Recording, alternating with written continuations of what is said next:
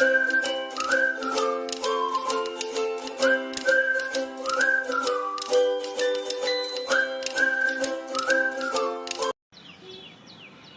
Everyone, स्वागत है आपका इस नए वीडियो में।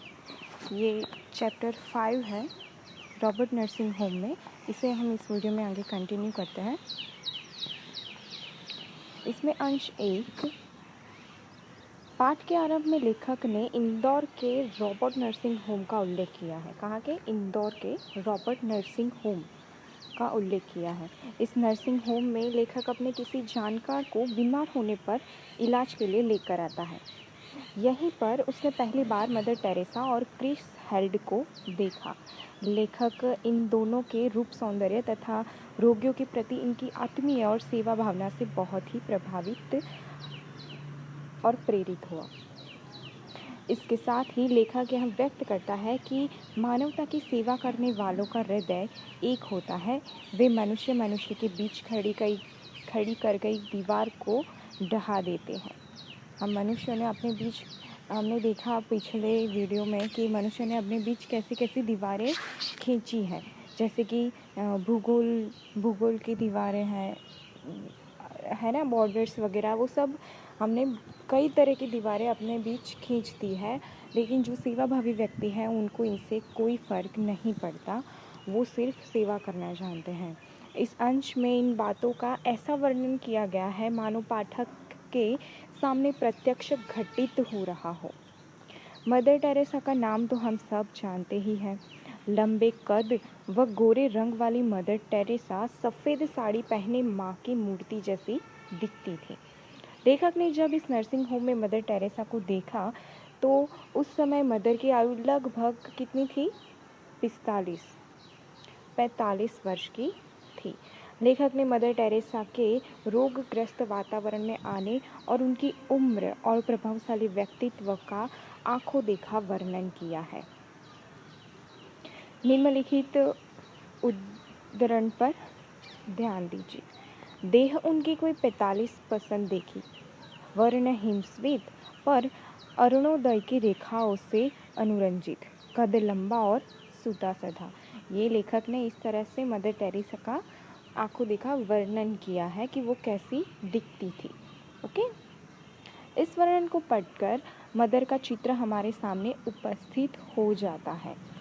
बर्फ की तरह सफ़ेद रंग पर उगते हुए सूरज की किरणें पड़े तो बर्फ का लालिमा युक्त हो जाता है, और ऐसा ही आकर्षक रूप था मदर का। जैसे बर्फ़ के ऊपर सूरज की किरणें पड़ती है और जैसे बर्फ़ चमकने लगता है, वैसा ही रूप था मदर टेरेसा का। मदर नहीं चाहती थी कि रोग, विपत्ति तथा अन्य कष्ट हमारे समाज में बचे रहे। मदर ने इनमें से एक क्षेत्र चुन लिया था। वे रोगियों की सेवा करने लगी। मदर जब किसी को कुछ कहती तो वह किसी तानाशाह व अधिकार का आदेश न होता, बल्कि सहृदय माँ की ममता उसमें झलकती थी। अगर वो किसी को कुछ कहती तो लोग उसे एज अ ऑर्डर नहीं लेते थे। वो उनको ऐसा ही लगता था कि हमें हमारी माँ बोल रही है, हमें हमारी माँ आदेश दे रही है। सबको ऐसा फील होता था। जैसे कभी आपकी माँ भी आपको डांटती होगी, पर उस डांट में भी उनका स्नेह समाया होता था। अगर वो किसी को कुछ डपट देती या कुछ बोल देती तो लोगों को बुरा नहीं लगता, लोगों को लगता कि माँ ने ही तो डांटा है। ओके, जैसे आप अपनी माँ के स्पर्श मात्र से खुश हो जाते हैं, वैसे ही मदर टेरेसा के स्पर्श से रोगी अपनी पीड़ा भूलकर हंसने लगते थे। जैसे ही मदर टेरेसा किसी पीड़ाग्रस्त को छूती या रोगग्रस्त को छूती तो वो रोगी या दर्दी हंसने लगता था। जैसे कि माँ अगर हमें छू लेती है तो हमें एकदम शांति का अनुभव होता है, वैसा ही फील वो लोग करते थे। एक स्थान पर मदर के स्पर्श के प्रभाव का उल्लेख किया गया है। हमने आगे देखा, कष्ट से ग्रस्त रोगियों को मदर का स्पर्श मात्र ठंडक पहुंचा देता था। पीड़ितों को खुश देखने के लिए उन्होंने अपना सारा जीवन लगा दिया। स्वयं बच्चे को जन्म दिए बिना भी किसी नारी में इतना ममत्व व इतनी करुणा हो सकती है, यह मदर टेरेसा को देखकर पता चलता है। वो खुद माँ नहीं बनी थी, उनका खुद का कोई बच्चा नहीं था, फिर भी उनके अंदर इतनी ममता थी। सारा संसार उन्हें माँ कहता था। क्योंकि टेरेसा के लिए सभी उनके बच्चे थे, सभी उनके अपने बच्चे थे। चाहे उन्होंने किसी संतान को जन्म न दिया हो, पर उनके लिए संतान की कमी न थी। उन्होंने भले ही खुद के पेट से अपने बच्चे को जन्म नहीं दिया, लेकिन उनके पास संतानों की कमी नहीं थी। और संतान भी कैसी, जिसे माँ की ओर से ज़्यादा ज़रूरत हो। इसी नर्सिंग होम में लेखक ने मानव सेवा को समर्पित और एक महिला को देखा। इसी नर्सिंग होम में मदर टेरेसा के अलावा लेखक ने एक और औरत को देखा। वह भी बहुत आकर्षित थी, ऐसा रूप जैसे कोई देवी हो। जर्मनी में जन्मी क्रिस हेल्ड। ठीक है, यहाँ पे दो लोगों का वर्णन लेखक ने किया है। कौन सा? एक मदर टेरेसा और दूसरी है जर्मनी की क्रिस हेल्ड। मदर टेरेसा के साथ ही रॉबर्ट नर्सिंग होम में रोगियों की निस्वार्थ भाव से सेवा करती थी। क्रिस्ट हेल्ड के व्यक्तित्व और सौंदर्य का भी ऐसा ही वर्णन लेखक ने किया है जैसे मदर का किया था। जिन शब्दों में यह चित्रण किया गया है उन पर आपका अपने आप ही ध्यान गया होगा। और सेम जैसे लेखक ने मदर टेरेसा का वर्णन किया है कि जैसे बर्फ़ पर सूरज चमकती है, वैसे ही मदर टेरेसा का रूप है, वैसे ही उन्होंने क्रिस हेल्ड का वर्णन किया है। हम सब जानते हैं कि द्वितीय विश्व युद्ध के समय जर्मनी और फ्रांस एक दूसरे के घोर विरोधी थे। कौन से? द्वितीय विश्व युद्ध, ये याद रखना। द्वितीय विश्व युद्ध के दौरान कौन कौन? जर्मनी और फ्रांस। द्वितीय विश्व युद्ध के दौरान जर्मनी और फ्रांस दोनों एक दूसरे के विरोधी थे। दोनों एक दूसरे के विरुद्ध लड़े भी थे। लेखक को इस बात पर थोड़ा आश्चर्य होता था कि फ्रांस की मदर टेरेसा और जर्मनी की क्रिस हेल्ड यहाँ एक साथ एक कर्म, एक ध्येय लिए मानव सेवा में लीन थी। लेखक को किस बात से आश्चर्य हो रहा था कि द्वितीय विश्व युद्ध के दौरान जब जर्मनी और फ्रांस एक दूसरे से लड़ रहे हैं, तो यहाँ पे फ्रांस की मदर टेरेसा और जर्मनी की क्रिस हेल्ड दोनों एक साथ एक ही जगह पर मानव सेवा का काम कर रही है। उनको ये जानकर आश्चर्य हुआ। लेकिन हम यह जानते हैं कि त्याग, तपस्वी, निस्वार्थ भाव से काम करने वाले लोग प्रत्येक देश में होते हैं। जर्मनी में हिटलर ने भी जन्म नहीं लिया। विश्व का भला करने वाला वैज्ञानिकों, दार्शनिकों, चिकित्सकों आदि ने भी वहाँ जन्म लिया है। मानवता की सेवा करने वाली क्रिस हेल्ड भी वहीं की थी। सिर्फ क्रिस हेल्ड वो नहीं है जिसने जर्मनी में जन्म लिया है। बहुत से ऐसे वैज्ञानिक, बहुत से ऐसे दार्शनिक हैं जिन्होंने वहाँ जन्म लिया है, फिर भी वे मनुष्य जात के लिए काम करते हैं, मानव सेवा के लिए काम करते हैं। मानवता की सेवा करने वाली क्रिस हेल्ड भी वही की है, यानी कि जर्मनी की है। इसलिए लेखक क्रिस हेल्ड से कहता है कि तुम्हारा देश महान है, जो युद्ध के देवता हिटलर को भी जन्म दे सकता है और तुम्हारे जैसी सेवाशील बालिका को भी। तो हिटलर वो क्रिस हेल्ड से क्या कहता है कि तुम्हारा देश यानी कि जर्मनी बहुत महान है, जिसने हिटलर को भी जन्म दिया और तुम्हारे जैसी एक सेविका को भी जन्म दिया है। लेखक मदर से थोड़ी चुटकी लेता है। मदर के साथ लेखक की यह बातचीत बहुत रोमांचक है, साथ ही हमें प्रेरणा भी देती है। कभी कभी हमें यह गलतफहमी हो जाती है कि यदि दो देशों के बीच राजनीतिक संबंध ठीक नहीं है तो उनकी जनता के बीच भी संबंध खराब हो जाते हैं। ऐसा नहीं होता। हमें क्या लगता है कि अगर दो देशों के बीच संबंध खराब है तो उनके लोगों के बीच भी संबंध खराब होंगे, लेकिन ऐसा नहीं होता। रॉबर्ट नर्सिंग होम में फ्रांस की मदर टेरेसा और जर्मनी की क्रिस हेल्ड एक होकर काम करती थी। मदर के साथ साथ लेखक के इस संवाद को हम पढ़ते हैं कि आप इस जर्मन लड़की के साथ प्यार से रहती है। ये क्या, कौन बोल रहा है? ये लेखक बोल रहे हैं मदर टेरेसा को कि आप इस जर्मन लड़की के साथ इतने प्यार से रहती है। तो मदर टेरेसा जी कहती है कि हाँ, वह भी ईश्वर के लिए काम करती है और मैं भी, फिर प्यार क्यों ना हो। मैंने नश्तर घुमाया, पर फ्रांस को हिटलर ने पददलित किया था, यह आप कैसे भूल सकती हैं। तो लेखक ने क्या कहा कि फ्रांस ने तो हिटलर को पददलित किया है, तो आप ये कैसे भूल गई। नश्तर तेज था, चुभन गहरी, पर मदर का कलेजा उससे अछूत रहा। मदर टेरेसा को थोड़ा बुरा लगा, लेकिन उन्होंने उसे जाने दिया, मन पर नहीं लिए, यानी कि मन अछूत रहा, उससे अछूत रहा। मदर टेरेसा को थोड़ा बुरा लगा, लेकिन उन्होंने उसे जाने दिया, मन पर नहीं लिए, यानी कि मन अछूत रहा। बोली, हिटलर बुरा था, उसने लड़ाई छेड़ी, पर उससे इस लड़की का घर भी ढह गया और मेरा भी, तो हम दोनों एक हैं। तो लेखक का आंसर मदर टेरेसा ने क्या दिया कि हिटलर बुरा था और उसने जो लड़ाई करवाई उसमें इस लड़की का घर भी ढह गया और मेरा भी, तो हम दोनों तो एक ही हुए। जानते हैं ना कि युद्ध में किसी का भला नहीं होता है। हिटलर ने युद्ध छेड़ा तो उससे मदर के देश का तो नुकसान हुआ ही, स्वयं हिटलर के देश की वासिनी क्रिस हेल्ड का भी घर गिर गया था।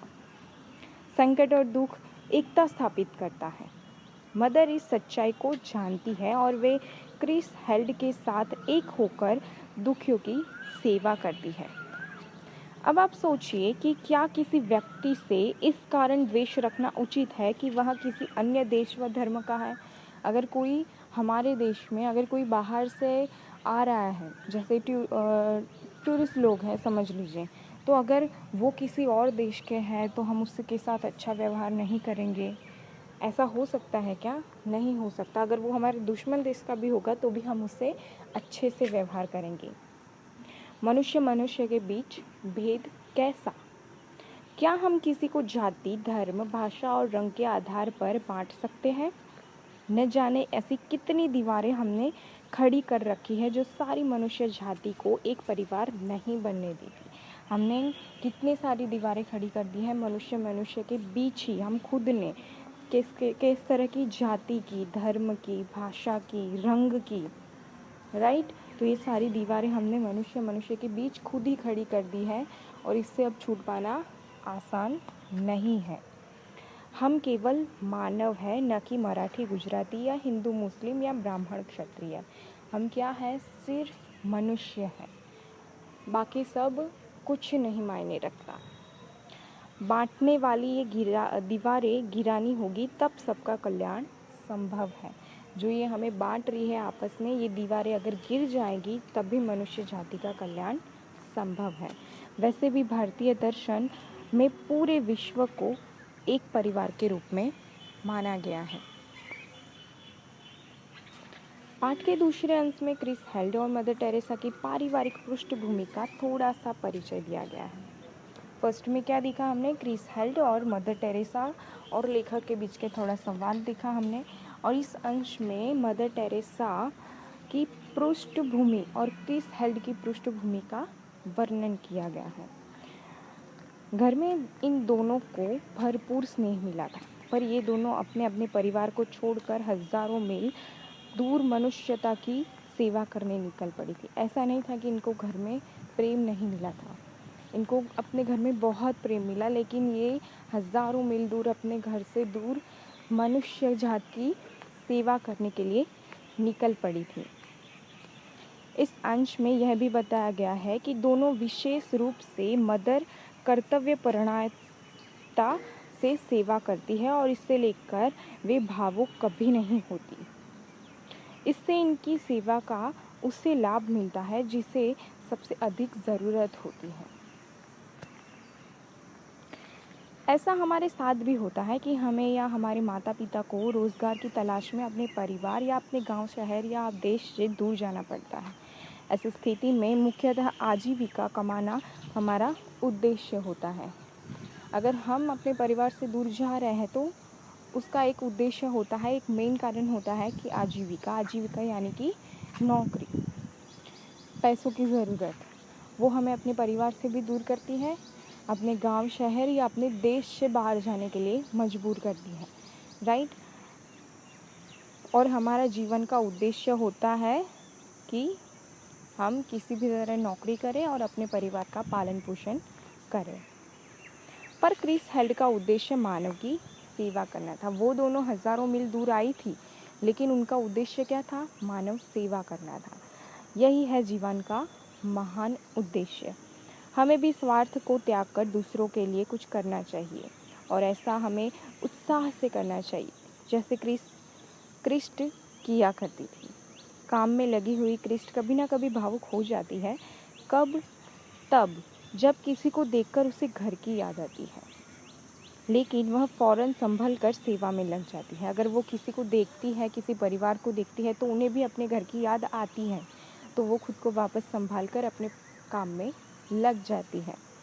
लेखक ने क्रिस्ट की इस भाव दशा का भी बहुत ही भावपूर्ण उल्लेख किया है। उसने लिखा है कि क्रिस हेल्ड की आंखें नरम हो आई, पर ज़रा भी नम नहीं हुई। अर्थात घर की याद आने पर वो थोड़ा भावुक बना दिया उसको। घर की याद जब आई तो क्रिस हेल्डन ने खुद को भावुक बना दिया। वो भावुक हो गई, लेकिन उनकी आंखों में से पानी नहीं बहा। जर्मनी में जन्म लेने के कारण वे जर्मन भाषा, अंग्रेजी भाषा का अध्ययन करने के कारण, अंग्रेजी और भारत में रहने के कारण हिंदी भी थोड़ी बहुत बोल लेती थी। वो जर्मनी की थी तो स्वाभाविक है कि वो जर्मनी और इंग्लिश तो जानती ही होंगी, लेकिन जब भारत में आई तो वो थोड़ी बहुत हिंदी भी बोलती थी। कोई भाषा उनके काम में बाधा नहीं बनती थी। हर किसी की आवश्यकता को समझते हुए उनका अच्छी तरह ध्यान रखती थी। यह तो हुई बात क्रिस्ट हेल्ड की। अब थोड़ा मदर टेरेसा के बारे में जानते हैं। वे भी तो फ्रांस में रहने वाले अपने परिवार को छोड़कर भारत में रहने लगी थी, लेकिन उनसे पूछा कि वे अपने घर वापस क्यों नहीं गई। लेखक ने क्या पूछा कि आप अपने घर वापस क्यों नहीं गई? किसको पूछा? मदर टेरेसा को। तो उन्होंने कहा कि कई वर्षों के बाद एक बार गई थी। उनकी माँ उन्हें पहचान ही नहीं पाई। बात यह थी कि मदर का वेशभूषा व सेवा कर्म में उन्हें इतना बदल दिया था। और मदर ने भी यह बताया कि घर से बहुत पत्र आते थे और उनके जवाब में वे यहाँ की कुछ तस्वीरें यानी कि फ़ोटो भेज देती थी। सोचिए वे ऐसा क्यों करती होंगी। उनके घर से उनकी माँ के बहुत पत्र आते थे, तो वो क्या करती थी, वो जहाँ काम कर रही है वहाँ की कुछ तस्वीरें वहाँ अपनी माँ के पास वो भेज दिया करती थी।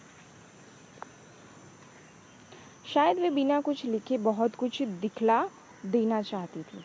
ऐसा माना भी जाता है कि चित्र बात और अधिक प्रभावी ढंग से स्पष्ट कर देते हैं। यहाँ किए गए काम को दिखाकर वे अपने परिवार को अपनी कुशलता की सूचना पहुँचा दिया करती थी। यहाँ के लोगों को उनकी आवश्यकता अधिक थी। चित्रों को देखकर परिवार